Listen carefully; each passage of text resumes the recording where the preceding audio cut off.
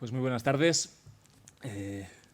Encantado de estar aquí y muy agradecido. La verdad es que me hace especial ilusión porque desde aquí muchas personas, esta mañana se ha citado Enrique de la Lama, pues han marcado, inspirado mucho mi ministerio sacerdotal, con lo cual pues estoy muy agradecido y a la vez pues contento de estar aquí con vosotros y compartir un poco lo que nosotros pues vivimos en el día a día, ¿no? Pensaba un poco para partir de un par de experiencias que creo que no son familiares a la mayoría de nosotros. Entre los que nos hemos saludado, no he encontrado a nadie al cual le hayan retirado desde junio hasta ahora alguno de los encargos. Y sin embargo, sí que varios de vosotros habéis expresado que os han añadido unos cuantos a la cartera ministerial que teníais, ¿no? Esta experiencia, pues que es bastante común, se nos da, yo creo, con la sensación, tanto por quien da el encargo como por quien lo recibe, una sensación de no saber es decir, qué se espera de mí, hacia dónde debo ir con esa tarea que se me encomienda, ¿no? Y otra cosa, es decir, antes llevaba 2 parroquias, ahora me das 4, ¿cómo se hace esto? ¿No? ¿Cómo se hace esto? Esto parece que es uno de los 3 elementos de desgaste sacerdotal más importantes en este momento, ¿no? Por tanto, se da encomendar unas tareas, pero con un abordaje epidérmico, sin analizar más a fondo cómo se puede hacer esto.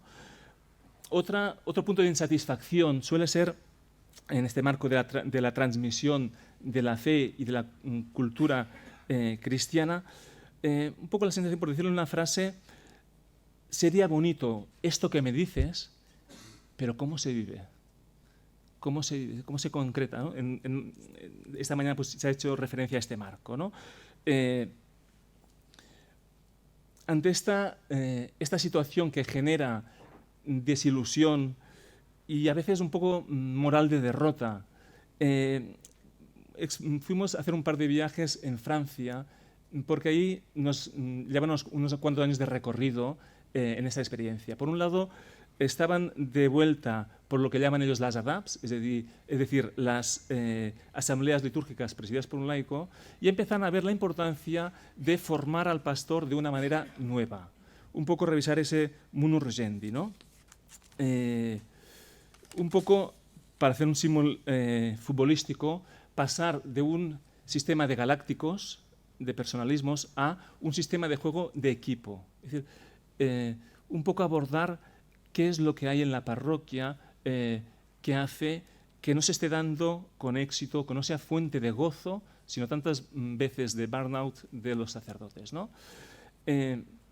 Ante esta realidad nos podemos sentir incluso a veces como aquellos que se han ido preparando para navegar en canoa y de repente se encuentran en que han de escalar o subir un monte. Es decir, la preparación que hemos recibido en un mundo cambiante parece que nos deja en fuera de juego.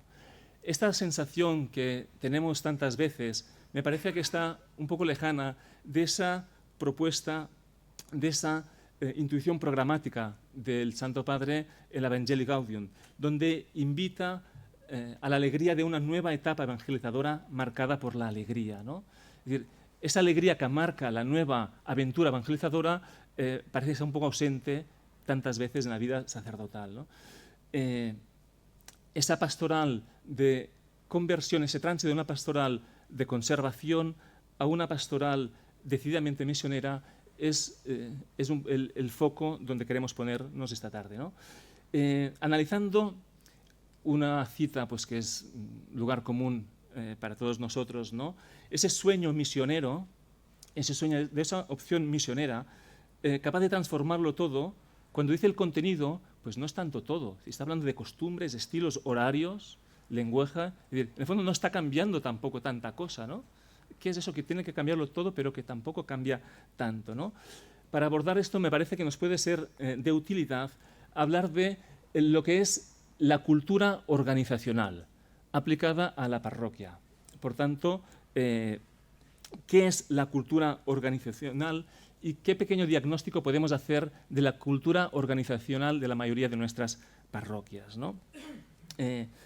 Por decirlo así de manera llana, la cultura organizacional es cómo aquí se hacen las cosas. De hecho, en el día a día, no lo que decimos que hacemos, sino lo que realmente hacemos en el día a día. A mí me resonaba esto a una frase, a una expresión que sale en este documento, me parece genial, de la Comisión Teológica Internacional, la sinodalidad en la vida y misión de la Iglesia, donde habla de la sinodalidad como el modus vivendi et operandi. Es decir, pasamos la teología al plano práctico y vivencial y existencial de día a día. No reflexionamos sobre la interrelación de las personas sino, en el sentido abstracto, sino del encuentro real de esas personas, ¿no? Pues ahí ese modus vivendi et operandi me resuena un poco esa definición también de cultura. Muy brevemente, ¿cómo se genera una cultura organizacional? Pues es clave la conducta, los actos, ¿no? Algo que vemos como valioso se concreta en los actos, esos actos dan un resultado y poco a poco va formando parte del ADN de esa organización, de tal modo que esa organización se convierte en reproductora de esas conductas. La cultura, por tanto, transmite unos modos de vivir, de existir, de comprender el mundo, tantas veces con un lenguaje no explícito, no verbalizado. Pero ¿qué pasa cuando esa cultura de una organización no funciona? Es decir, cuando no produce los resultados que desearíamos que produciera. Pues nos sirve analizar el hecho de que en la cultura, en una cultura organizacional hay una parte visible, pero como un iceberg, una gran parte invisible, que es la que sostiene la parte visible y la que la arrastra con sus inercias de hecho. En la parte visible está lo que decimos que hacemos. Ahí están los planes pastorales, tantas cosas de las cuales se habla, pero que no terminan de transformar. Salía esta mañana, como cuando la comunidad es transformadora, pues cuando es capaz de incidir en esa realidad. Y en la parte invisible pues están los valores reales, que son reflejo de unas mentalidades, de unas creencias, de unas maneras de pensar, de unas historias, unas narrativas, tantas veces no verbalizadas o no explicitadas. Por tanto, vemos que hay en cualquier cultura, o puede haber, un choque entre los valores reales y los valores a los cuales esperamos o deseamos. Además, esta cultura tiene y funciona como un sistema inmunológico. Es decir, el cambio nos desestabiliza. Por tanto, la manera, tanto personal como organizativamente, que tenemos es de buscar la estabilidad. Por tanto, hay un sistema de defensa que evita el cambio. Hay un sistema inmunológico ante el cambio. ¿Por qué todos estos rollos? Parece muy poco práctico esto. Me parece que nos puede ayudar mucho a comprender muchas de las dificultades que tenemos. Y un buen diagnóstico me parece que es muy importante para buscar soluciones que realmente pues incidan en la realidad. Un pequeño diagnóstico de una cultura parroquial, pues me parece que es una cultura muchas veces disfuncional. En nuestras parroquias, estoy pensando todo esto en clave a partir de la reflexión que hemos hecho y el trabajo que estamos haciendo en parroquias concretas, ¿no? Pues no hace lo que dice hacer, es decir, no hay esa transmisión de la fe. Las familias participan en la catequesis, pero los que se quedan después tienden a cero, ¿no? ¿Qué está pasando ahí, no? Por tanto, no genera nuevos cristianos, esos discípulos misioneros, ¿no? Se dice que la cultura se come para desayunar los propósitos de la evangelización, ¿no? Tenemos iniciativas, pero enseguida esa cultura, esas inercias parroquiales hacen que eso no fructifique. Es decir, lo que hacemos no está alineado con la misión que tiene esa parroquia, la misión de evangelizar. Por tanto, lo que nos propongo es que la parroquia necesita hacer un cambio de cultura organizacional, pero esta es absolutamente imposible darse sin un cambio personal. A su vez, el cambio personal es difícil de ser sostenido en el tiempo si no va acompañado, si no va generado, si no genera también una cultura organizacional. Un poco la propuesta es entender la conversión pastoral y personal que propone Evangelii Gaudium como un cambio de cultura organizacional parroquial. ¿Cómo realizar este cambio? Encontramos como tres grandes pilares. Primero, formular bien la pregunta. Otro segundo pilar es, me parece, recuperar el eslabón perdido. Y un tercer punto, reiniciar al pastor. Reiniciar, un poco tomo la palabra del lenguaje informático, ¿no? Cuando se instalan aplicaciones nuevas, para que éstas se ensamblen bien, hace falta reiniciar el ordenador, ¿no? Pues un poco reiniciar el pastor. Veámoslas rapidísimamente. Formular bien la pregunta, es decir, produce un cambio espectacular pasar de hablar y entender el diálogo desde cómo ves tú la parroquia 4 años vista, a plantear la pregunta es cómo sueña Dios tu parroquia a 4 años vista. Entonces, este cambio cultural implica un consejo parroquial, plantear desde esta perspectiva la pregunta, pues estás dinamitando las inercias a las cuales están sometidos muchos de los consejos pastorales, que se habla pues, muchas veces de temas muy organizativos.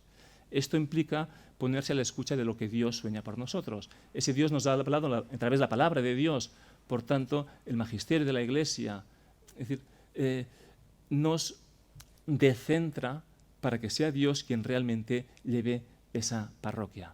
Por tanto, plantear adecuadamente la pregunta, es decir, desde Dios, pero de una manera concreta en el aquí y ahora de nuestra parroquia, es sostener la primacía de la gracia. Un segundo pilar es restaurar el eslabón perdido.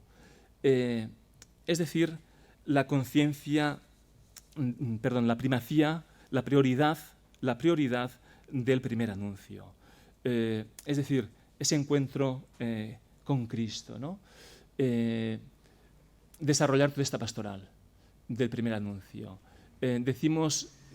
Falseamos cuando decimos que hacemos catequesis, cuando, por lo menos muchas de las parroquias, por lo menos en la zona donde estoy yo, no ha habido este primer anuncio, no ha habido una adhesión de corazón al Señor, ¿no? Por tanto, un poco la sensación que uno tiene es como intentar colgar algo en la pared donde no hay una percha. Es decir, ¿qué hay debajo del tren que está a vuestra derecha? Pues un montón de ropas o de cosas que han puesto ahí que no se han sostenido. Entonces, toda la pastoral sin un primer anuncio es un proceso pues, que se da en el aire, ¿no? Por tanto, se habló esta mañana también de esta realidad, ¿no? Toda la dimensión testimonial, etc. Un tercer elemento es reiniciar al pastor, es decir, entender el ejercicio del ministerio sacerdotal desde una concepción del hombre-orquesta a una concepción, diríamos, sinodal o director de hombre-orquesta, ¿no? Por tanto, me parece que esto es muy importante, desarrollar, pensar todo lo que es el munus regendi. Es decir, y pregunto ahí, ¿no sería de mucha utilidad, yo creo que sí, utilizar lo que las ciencias auxiliares nos aportan? En el campo del anuncio de la palabra, pues hay muchas cosas que no son de índole teológica, pero de las cuales la teología se sirve. No podemos pensar si los miles de millones de euros que están invirtiendo en este momento en liderazgo algo nos pueden decir de cómo funcionan las relaciones humanas y organizacionales. Y no puede ser, respetando la identidad y la naturaleza de la Iglesia, que eso nos ayude a ejercer mejor este ministerio. A mí me parece que sí, ¿no? Por tanto, así como se habla del ars celebrandi, quizá tendríamos que profundizar también en el ars regendi. Y así como el ars celebrandi requiere un conocimiento de la liturgia, también me parece que el ars regendi pues, parte de esa conversión pastoral, no como de la identidad, ¿no? Es decir, de quiénes somos, de qué estamos llamados a hacer y del por qué y para qué existimos. Es decir, esta conversión pastoral no es en primer lugar una cuestión de métodos, sino de fidelidad a la llamada del Señor a la misión. Por tanto, esa identidad, el Concilio Vaticano II nos habla de esas tres dimensiones, la acción misionera, la acción catequética y la acción pastoral. Evangelium Nunciandi pues, habla todo el círculo, ¿no? del anuncio. No se trata de inventar nada nuevo, sino de revisar si la parroquia está realmente ejerciendo, viviendo cada uno de estos puntos y si realmente cada uno de estos puntos cumplen su misión. Aquí pues estarían los tres que hemos detectado como claves. El eslabón perdido, el primer anuncio, director de orquesta, el ejercicio del ministerio sinodalmente y cómo planteamos desde la gracia, ¿no? Cuando hacemos este ejercicio, ¿qué es lo que pasa en la parroquia? Pues alguien se subiría a un autobús que no sabe a dónde va. Pues ¿cuántas parroquias indicamos hacia dónde vamos, ¿no? Es decir, plantear cómo Dios sueña esta nuestra parroquia a 4 años vista, pues nos da una visión de hacia dónde vamos. Y eso permite pues, crear esa comunión y esa participación de todos los bautizados, unir para esa misión, ¿no? Nos ayuda a ser intencionales. Es decir, un cambio de cultura no se da sin sin detectar los puntos claves sencillos que producen ese cambio, ¿no? Un poco hacer bien un proceso de conversión misionera es como los interruptores de la luz, ¿no? Es decir, on-off es lo más sencillo, pero para poner que eso se enciende desde 2 lugares hace falta poner 2 conmutadores. ¿Cuántas personas de los que estamos aquí saben que aquí hay tantos conmutadores como interruptores hay en esta sala? Menos gente lo sabe, ¿no? ¿Y cuántas personas saben que esto ha requerido un plano pues más complejo de un ingeniero? Pues un poco conocer la ingeniería de la evangelización no está reñida con la sencillez del mensaje de Cristo. Es más, para ir a la sencillez de los puntos claves, me parece que hace falta tener esa comprensión global de la conversión pastoral. Se dice que esta conversión pastoral pasa por 3 etapas. Algunos hablan cada etapa de unos 4 años. En la primera, pues esa parte más de conversión, de primer anuncio, sería el primer eje, ¿no? Por tanto, es esa conversión del pastor que se forma de una manera específica para comprender esa globalidad y aplicarla en el día a día, empezar a crear un equipo con el cual ese equipo es parte de su visión a la realidad, un poco el principio ese del uno, algunos para ir a todos. También todo lo que es, como he dicho, fomentar el primer anuncio y empezar el discipulado y ir viendo qué es lo, según la historia, la vida de esa parroquia, qué es lo que creemos desde la fe que el Señor nos llama, ¿no? Esa visión. Y empezar a detectar unos cuantos valores clave que vamos a empezar a cambiar unos comportamientos. Otra segunda ya es avanzar más hacia procesos de discipulado, de profundización de esa fe. Y finalmente, pues, ya más pensar en esa dimensión más misionera hacia otras parroquias o incluso otras realidades vecinas.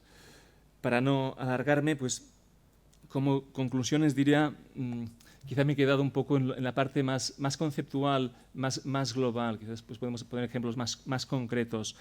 ¿Qué me ha aportado a mí y a mis compañeros que desde la formación de este Instituto de Liderazgo Pastoral, del cual se ha hablado AUTEM, pues ya han pasado unos 80 sacerdotes, vamos teniendo experiencia, ¿no? ¿Qué genera tanto en los laicos como en el sacerdocio?